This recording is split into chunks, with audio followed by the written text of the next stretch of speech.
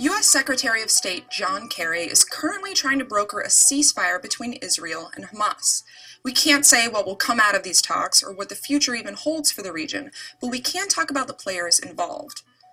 There are three major players and a slew of fringe groups actively involved in the Israeli-Palestinian conflict. They are Israel, Hamas, and Fatah. Fatah controls the Palestinian-held sections of the West Bank.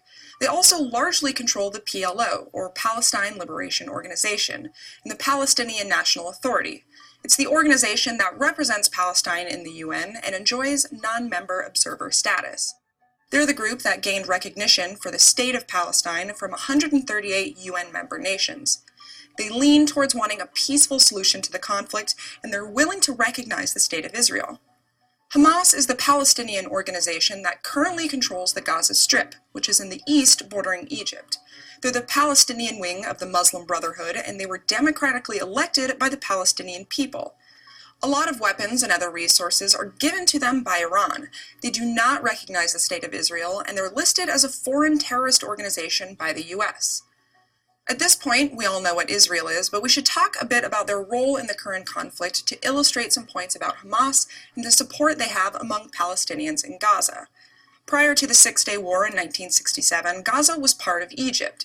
Since then, it's been under Israeli control. Israel had settlements and bases inside of Gaza as part of their plan to control the region. But in 2005, they changed plans, moving their people out of Gaza and setting up a blockade instead. Israel currently controls and restricts access to travel, food, water, electricity, gas, construction materials, and other necessities. This has brought great hardship to the area, and some are calling Israeli actions a war crime. Israel sees the blockade as a way to protect their people from Hamas and other militant organizations. There is a case for that argument. After all, Israel and Hamas have been warring off and on since Hamas was founded in 1987. Warfare that has included things like suicide bombings. To make matters worse, there are also a handful of other factions in the area that see violence, not politics, as their primary weapon against Israel, groups like the PIJ, or Palestinian Islamic Jihad.